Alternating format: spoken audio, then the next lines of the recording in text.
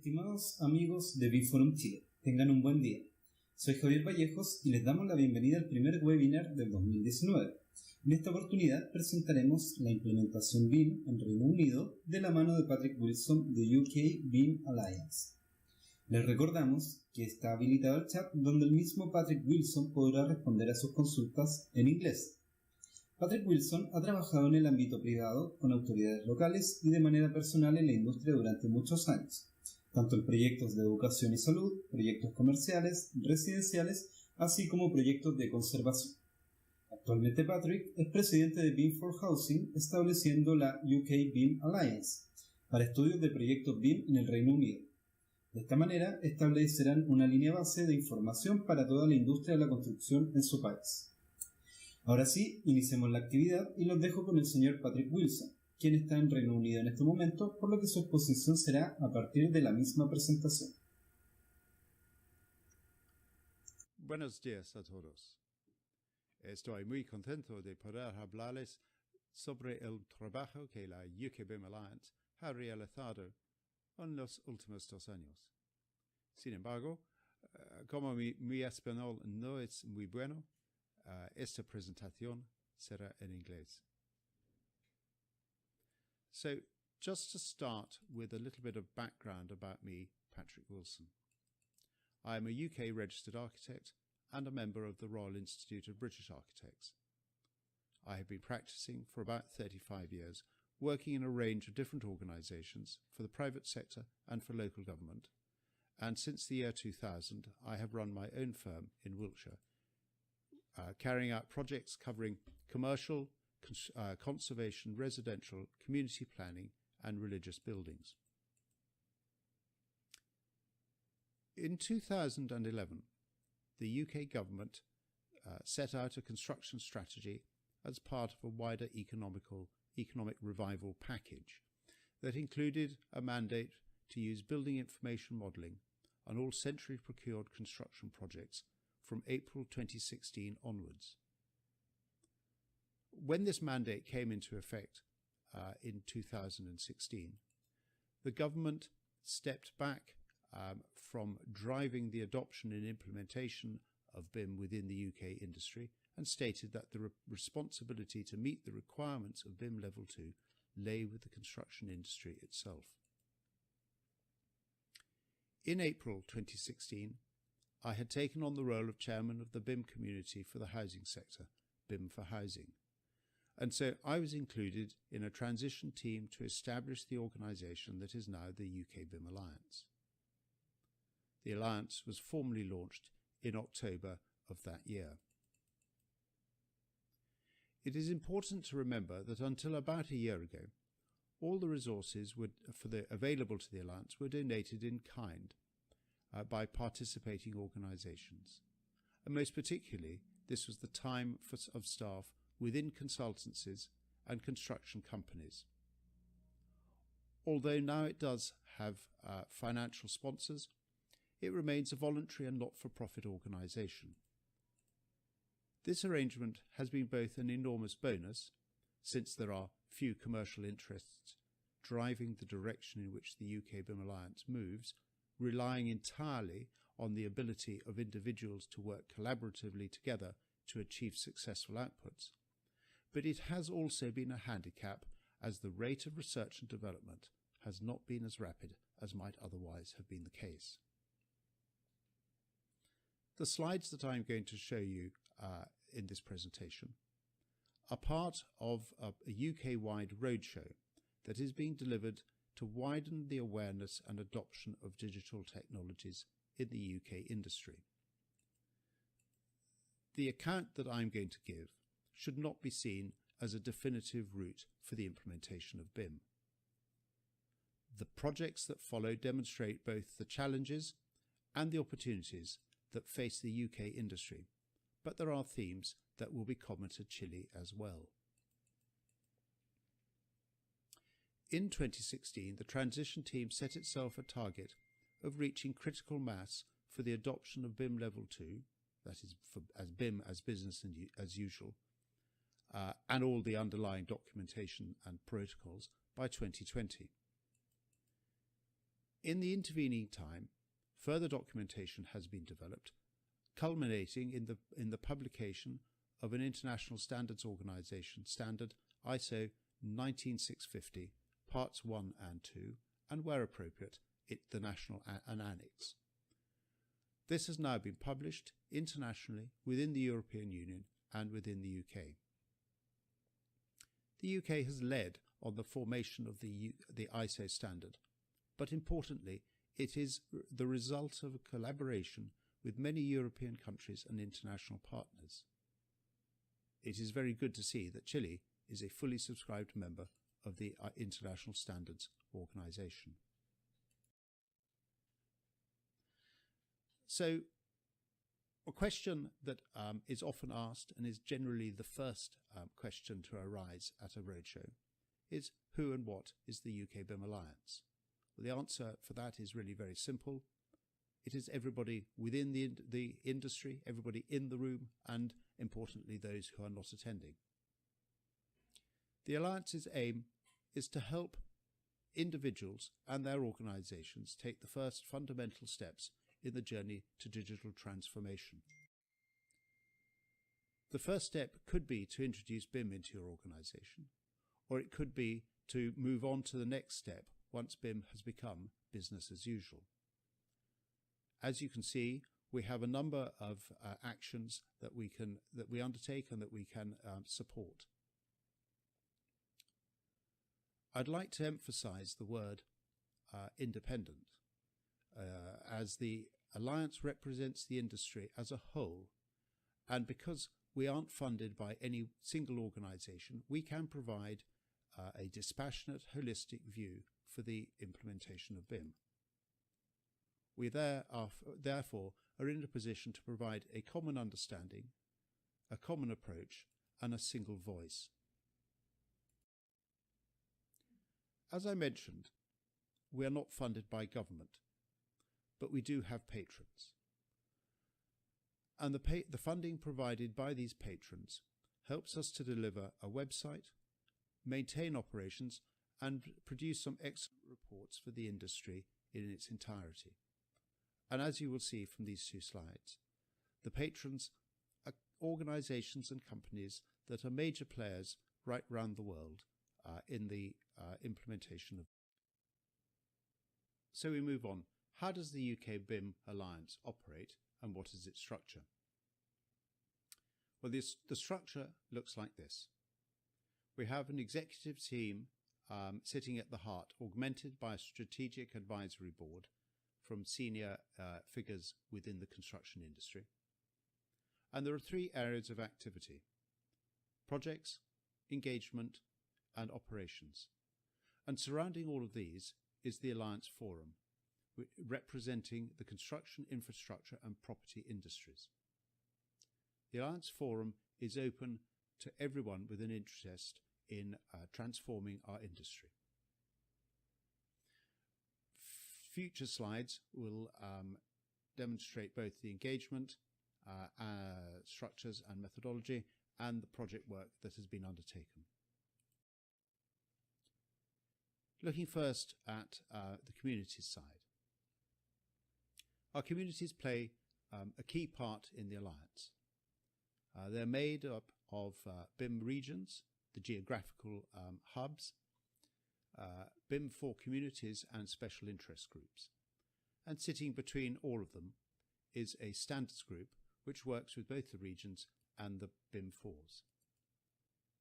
BIM regions are located throughout the UK and Ireland, and they have a remit for the education and upskilling of the local communities on BIM through events that they run themselves. And the benefit there is that it draws together disparate disciplines and personnel to share experiences and collaboration. The BIM 4 communities are more targeted, as they bring together sector-specific disciplines and provide the opportunity to discuss the challenges that relate to their industry sector expressly. Both the BIM regions and the BIM 4s work closely together, and that has always been the case since the establishment of these two sectors under the original BIM task group from the UK government. But sitting between them and providing linkage is a standards group. The standards group emerged about a year ago as a result of the merger between the UK BIM Alliance and the UK and Ireland chapter for Building Smart International.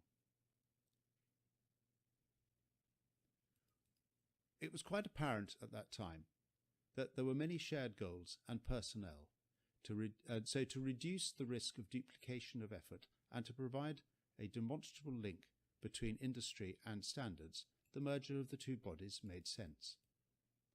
Today, the UK BIM Alliance is the UK and Ireland chapter of Building Smart International. We are currently working on two projects within the standards group. One is for individual qualification in BIM, and that is done in conjunction with Building Smart International, and is an educational module specifically for the UK and Ireland, and is carried out with support from the CITA based in Dublin. 5 modules have already been created, and we are aiming to have everything in hand ready for delivery and publication in the second quarter of 2019. The second project being undertaken by the Standards Group expressly focuses on infrastructure. It is known as the Infra-Air project, and it identifies the needs and the challenges that are specific to owners of horizontal assets such as roads, rail and underground services, and why these are different to those for people owners of vertical assets such as buildings.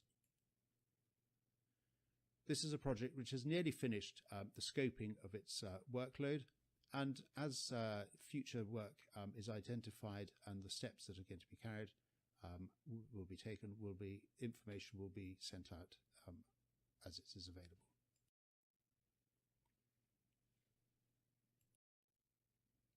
So those are the two projects that are currently underway. But I'd like to turn now to work that has already been undertaken in the previous couple of years. Published last month is an upskilling briefing paper that identifies the existing skills, knowledge and experience, competencies within the UK industry, and is very much a matter of identifying where we are now rather than merely where we want to be. The paper is a precursor to a more detailed positioning paper that will set out the challenges within the industry and the conclusions from an upskilling stream, and a number of key projects proposed to address these challenges. Understanding where we are, as well as knowing where we want to go, is absolutely critical to identify new processes to improve productivity in construction. The ability to develop, collate and curate data used in procurement and required for effective asset management is very often overlooked. And as we know, the greatest productivity gains come from better management of constructed assets, whether buildings or infrastructure, rather than just the improved productivity in procurement. At the end of last year, 2 reports appeared. Going Digital is the first one, which is a guide for construction clients, building owners and their advisors on the steps they need to take to deliver BIM-enabled projects. This report is written by Richard Saxon, which is a concise version of his earlier book, BIM for Construction Clients, and should be seen as essential reading as an introduction to the benefits and needs of BIM. The Fresh Way Forward for Product Data is a state-of-the-nation report from a working group within the UK Alliance, made up of construction product manufacturers, consultants and contractors, which was issued for feedback and comments at the end of last year.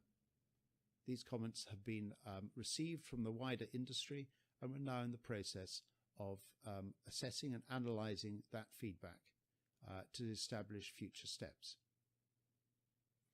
It is interesting, it has highlighted the challenges that exist for product manufacturers operating nationally and internationally. On the slide, you'll see the two links to each report, and they are available for download from the Alliance website. Prior to that, the Winfield Rock report that examined the legal and contractual barriers of BIM was published in February of 2018.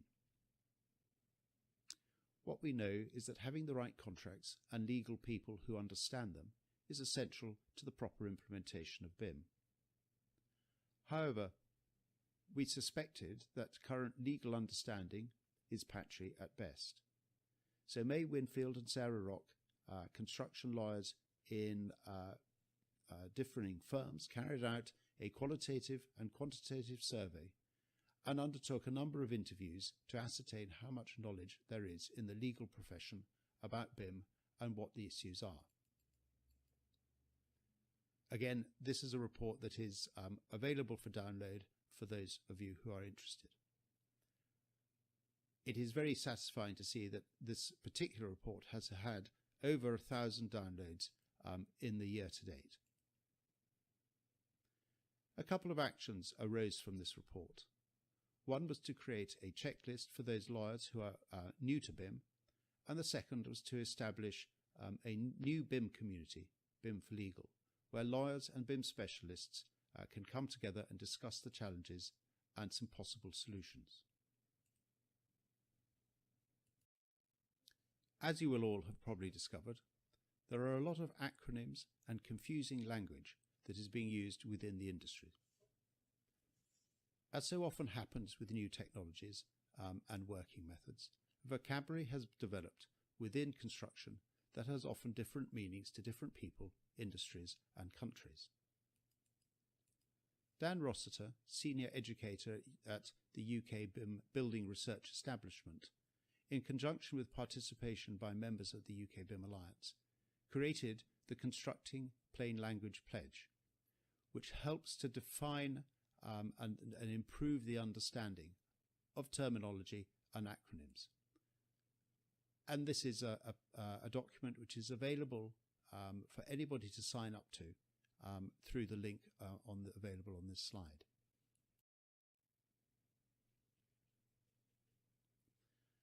But in 2017, we were even then producing reports and undertaking research work. The first of those, published by the Alliance, was adopting a baseline security approach for design and construction of built assets. This was led by Sarah Davidson at Gleeds Quantity Surveyors. Keeping data accessible, secure, and understanding the risks in procurement and asset management will be increasingly important in the future. And at the same time, it is necessary to make it accessible to those who have a need to use the information. The second report that emerged at the end of 2017 was a guidance for clients on data requirements from a design perspective, and this was led by Nick Toon. Knowing the data used by an organisation leads to far better data requirement establishment within employers' information briefing documents. And both these reports are still available for download from the UK BIM Alliance website.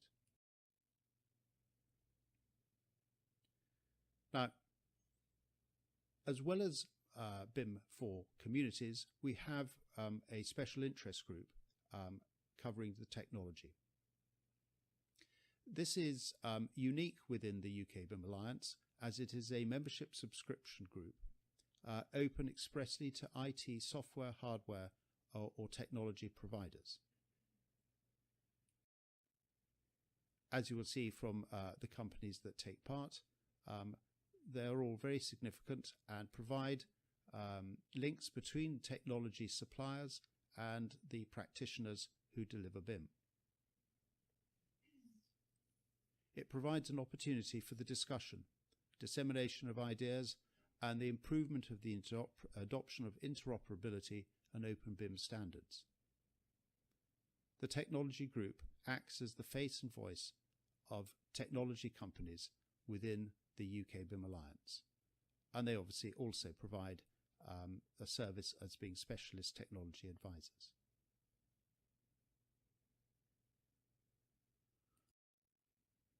Now, this final slide is meant expressly for UK delegates.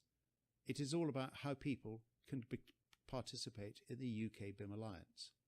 However, I've included it here as a demonstration of the need for a many-layered communication process. And there is, after all, nothing to prevent interested parties from drawing on the lessons learnt in the UK. We publish a monthly newsletter which has all the latest information, and it is possible for participants from around the world to sign up to keep abreast of how things are progressing in the UK. Again, it is possible to follow the UK BIM Alliance on Twitter. We do have a Slack channel, but that is expressly for UK-specific engagement. And at the same time, as always, you can use email to make contact directly with the BIM Alliance and to keep up to date through the website. Thank you all for listening. Goodbye. Agradecemos la presentación de Patrick Wilson y su disposición a responder preguntas en el chat. Aprovechamos la instancia de dejar los invitados desde ya a nuestra próxima actividad el día miércoles 27 de febrero a las 10 horas, también por nuestro canal de YouTube, por lo que los invitamos a suscribirse. Esta actividad también será un webinar con el enfoque en la metodología para mejorar el desempeño sustentable de edificios de la mano de Chile GBC. También comentarles que el día 5 de marzo tendremos el encuentro de camaradería 2019 exclusivo para socios de BIM Forum Chile. Finalmente, en marzo también tendremos nuestra segunda conferencia tecnológica de la mano de GeoCom. Agradecemos a todos quienes nos vieron en vivo y participaron en el chat. Este video quedará disponible en nuestro canal de YouTube y para más información los invitamos a visitar nuestro sitio web www.bimforum.cl y hacerse socios de BIM Forum Chile. De esta manera poder participar en todas nuestras actividades. Un saludo a todos y que tengan un buen día. Nos vemos pronto.